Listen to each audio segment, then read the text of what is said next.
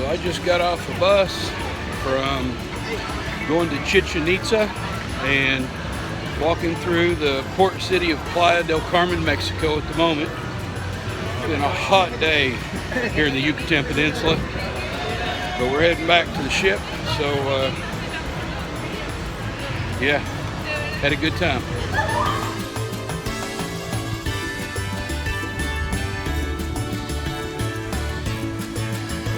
Trying to wade through all the street vendors down here in Playa del Carmen. Just gotta say no gracias and keep moving. Everybody wants your dollar.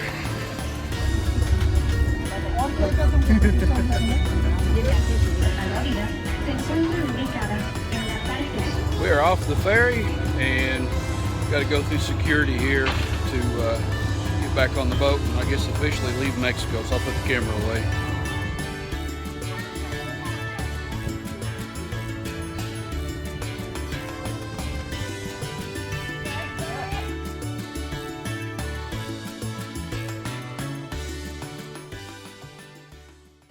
Hey, welcome back to another episode of Camping Camera. You've probably been wondering where all the build videos are the past couple weeks.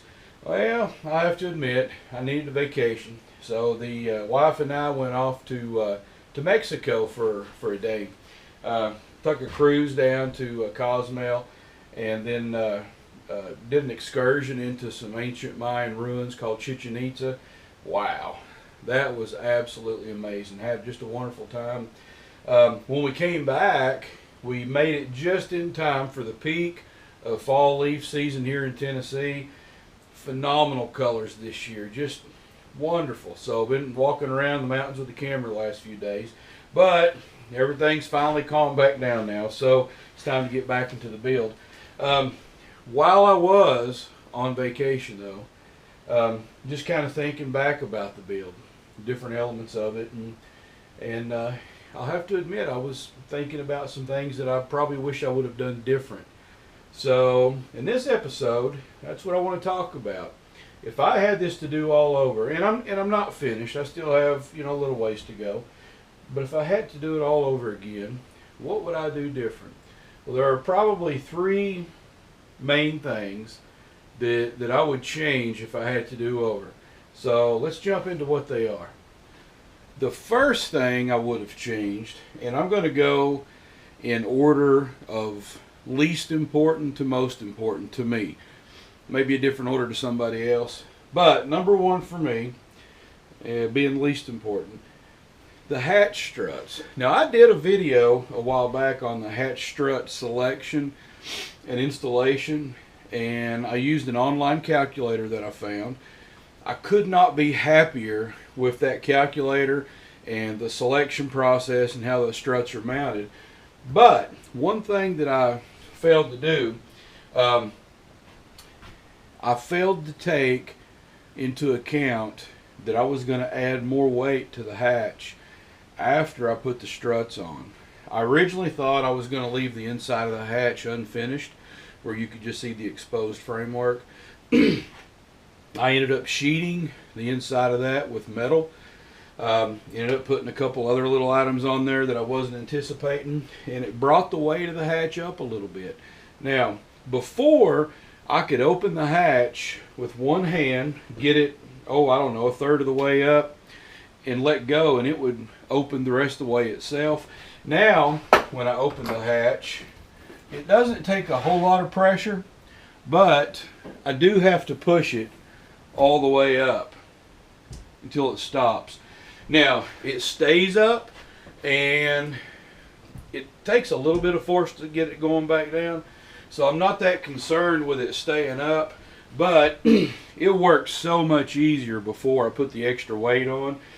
So if I had to do over again, I probably would have tried to look ahead and think about all the possible things that I could ever want to add to the hatch, and buy some struts for that.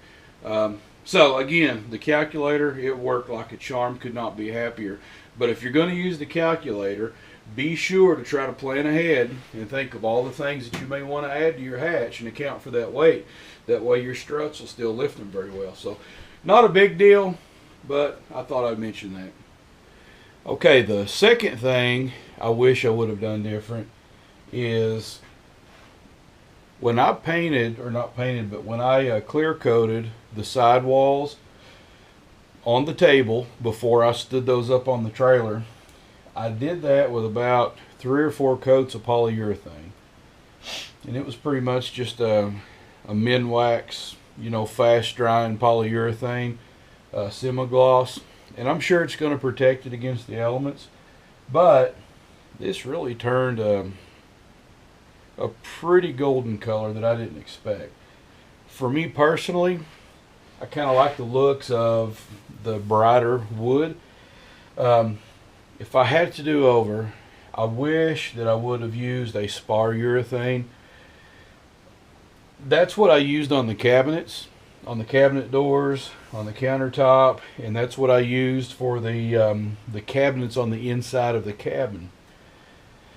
One thing that I found is that you can take pine, or I think it might be aspen, but you can take pine wood, birch plywood, put a spar urethane on them, and a spar urethane has just a little bit of a milky look to it, and it will kind of sort of blend all those colors together and just leave you with a light color wood.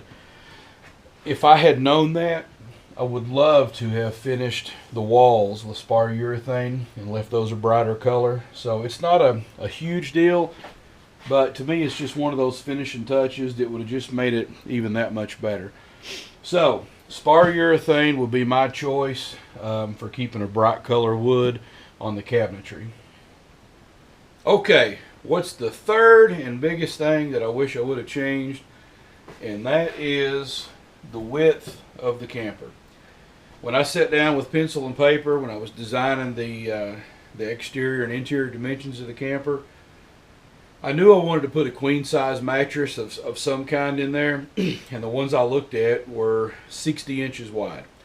So I just assumed that if it's a 60-inch wide mattress, that it needs a 60-inch space to be in. So I made the camper 62 inches wide. 62 meaning the right wall is 1 inch thick, the left wall is 1 inch thick, left me 60 inches in the middle. While that sounds good, and yeah, a queen size mattress ought to fit in there great, I can't begin to tell you the heartache that the number 62 has cost me over the last several months building this camper. One, my frame was a 60-inch wide frame. Well, if you're building a 62-inch wide camper, your walls are going to have to overhang somewhere or other. I had to build a brace support for those walls. Now, it's an internal brace support and it's an external brace support. I'm not going to go into what that means. I'll probably do that on a separate video. But I had to find a clever way to brace that wall to that frame to make sure it was structurally sound. And it's going to be okay, but it was sure a lot of extra work. The biggest source of heartache was the sheet metal that I wanted to put on the outside. It's easy to find 4-foot by 10-foot pre-painted aluminum in my local area, but it's not that easy to find wide painted aluminum in my area. You can buy mill finish or just aluminum colored metal, 60 inches wide by 10 foot long. You can find that all day long. But I couldn't use that because I'm not 60 inches. I'm 62 inches wide from wall to wall. So what I ended up having to do, I ended up having to buy 4-foot by 10-foot aluminum, and I cut sections that were 48 inches wide and 62 inches long, and I had to put 3 or 4 of those around the roof of the camper. And everywhere I put one, there was a seam that I had to seal up with trim pro caulk, butyl tape, just a lot of work. And I've got videos, I did before on those. You can go back and watch. But I wouldn't have had to do hardly any of that if the camper was 60 inches wide. I could have bought 60-inch wide metal, just put one long continuous piece around the top. Now it would have been mill finish. It wouldn't have been this nice ivory color. But gee whiz, it would have saved me a lot of work. At the end of the day, I'm happy that it's 62 inches. I'll be able to put a mattress in there easily. I've got my ivory color roof But if I had to do it all over again, I think I would probably have done a 60-inch and just did the aluminum color roof just for ease, because this took a lot of work. I hope to build another Teardrop in the future, even the semi-near future, and I'm probably going to do a 60-inch wide box. So that's just a thought, you know, if you're building your own camper. Now, a while back, my wife and I bought a king size mattress for our house bed. I think the name of it was Tuft and Needle. Not plugging the company, but that's an awesome mattress. What we were surprised to see is how small of a box that king size mattress came in. When you open the box, it looked like there was just a big marshmallow in plastic wrap. Well, when you cut the plastic wrap off that marshmallow, it fills with air. In a few minutes, it becomes a king size mattress. I'm pretty convinced that if I would have went 60 inches wide on this camper instead of 62, the interior dimensions would have been 58 inches wide.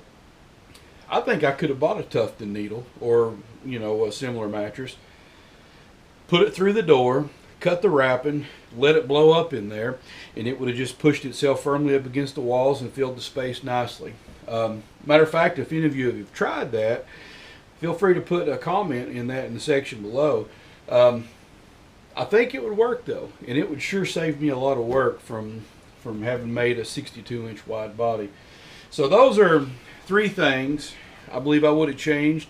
Again, these are just personal preferences. If you do the same things that I did on my build, I don't think it's gonna, you know, be the end of the world. It's just gonna cause you more work, maybe a little bit more money, and having to buy extra trim pieces and whatnot. But for my my personal build, if I do another one, those are probably 3 things that I'm going to change to make the build a little easier, a little more functional. So hopefully this will help you. Leave some comments. If you've not already subscribed to the channel, thank you very much for watching. It really means a lot to me. If you'd hit that subscribe button, and if you like the video, click like. And until next time, take care, and we'll see you then.